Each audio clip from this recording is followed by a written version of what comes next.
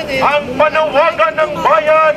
Marcos resign, aristuhin, ikulong sa sel na 13. Marcos resign, aristuhin, ikulong sa sel na 13.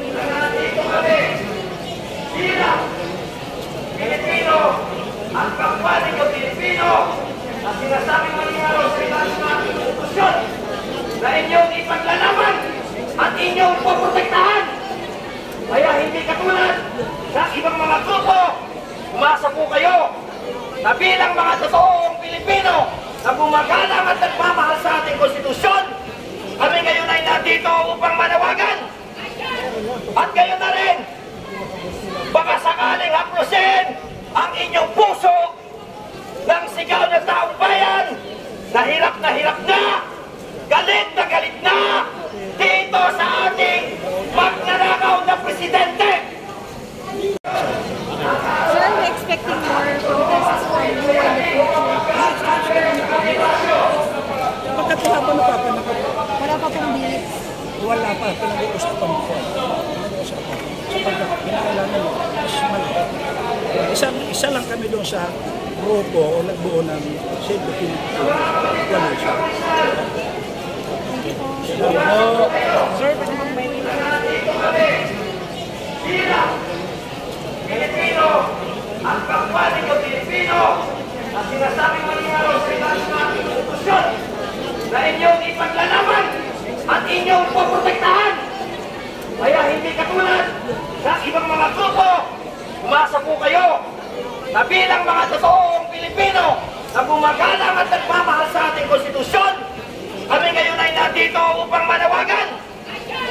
At gayon na rin, baka sakaling haplusin ang inyong puso ng sigaw ng taong bayan na hirap na galit na dito sa ating magnanakaw na presidente. Naniniwala kami na ginagampanan nyo lamang ang inyong mga trabaho at tungkulin. At gayon din kami bilang mamamayang Pilipino ay ginagampanan din po namin ang pagsunod sa konstitusyon at ganoon na din ang pagpoprotekta sa karapatan ng mga Pilipino dahil ang aming buwis na ating pinagpapaguran pare-pareho ay ninanakaw ng mga demonyong nandyan sa Malacanang! Magnanakaw! Pakinggan ninyo! Galit na galit ang sigaw ng sabayan ng Pilipino! Sa presidenteng ito!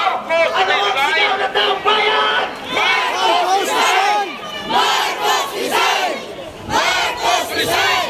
Marcos resign! Kaya naman ay nais po nating tawagan ng pansin upang makapagbigay ng kanilang salubin ang iba't ibang mga sektor na nandirito ngayon sa pangunguna ng mga sektor ng manggagawang Pilipino, ganoon na rin sa mga sektor ng senior citizen, kabataan, urban poor sector at iba't iba pang mga kasama natin na mayabang nagdanais na ipahatid ang nagkakaisang damdamin na galit ng taong bayan na hindi na tayo papayag na tayo ay pamunuan pa ng adik at magnanakaw na presidente. Nandito rin po ang mga kapatid nating Muslim nakikisa, sumusuporta sa mapayabang pagtitipong ito. Kaya't ngayon pa lamang mga kapatid na kapulisan, nagpapasalamat kami sa ibinigay po ninyong oras na kami ay bantayan at nawa ay huwag pa gobyerno. Nakakalungkot ng tingnan, karamihan po sa naghahangad na maging maayos ang bayan na to, kami po mga senior citizen.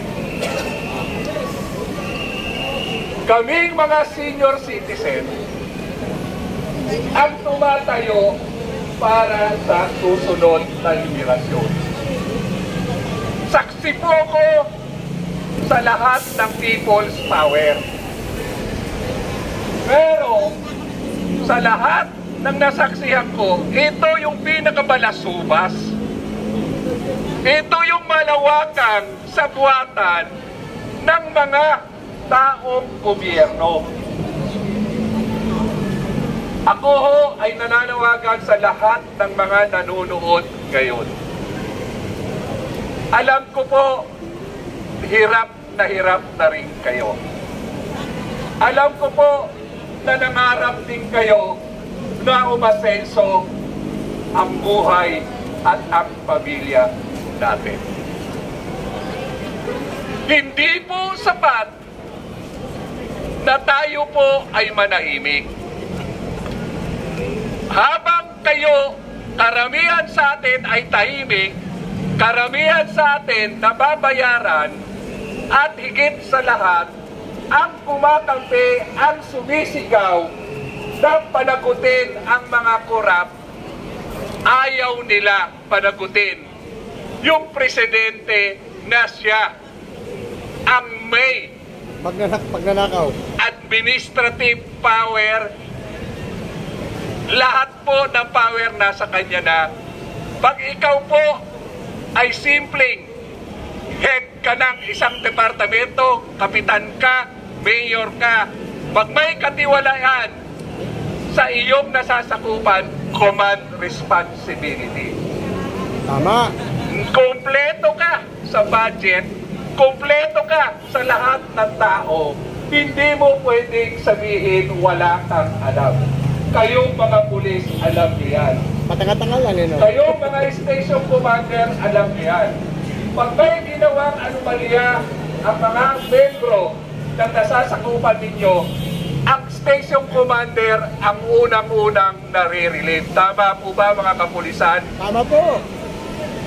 So bakit ngayon hindi natin panagutin yung pinakamataas na namumuno sa bansa natin? Wala pong iba kung hindi si Bongbong Marcos.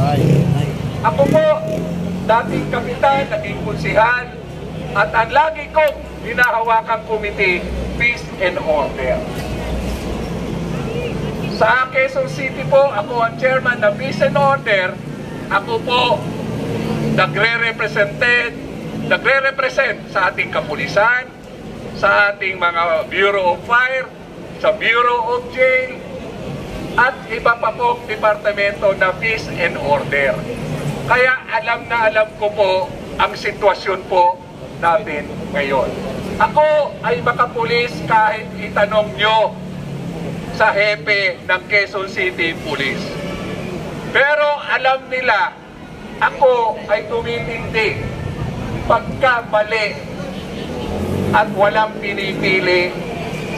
Ordinaryong tao ka man, may posisyon ka man, may pulis ka man, at sanay na rin po ako dahil nung hindi pa po ang Presidente Duterte, ultimo po station namin niralihan ko dahil patong sa droga, patong sa krimen, at higit sa lahat, pati mga hold-upper ay kani-kanila ng ginagawang asset. Matanda na po ako, 67 years old na. Mapalad lang ako dahil puro professional na ang anak ko. Anak din po ako na isang mahirap, isang Bisaya. Alam ko ang damdamin na isang mahirap. Naswerte po ako, nabiyayaan ako ng ating Panginoon. Kaya ang sabi ko sa ating Panginoon, Lord, wala akong maisusukli sa iyo kung hindi ang magsilbi ng tama.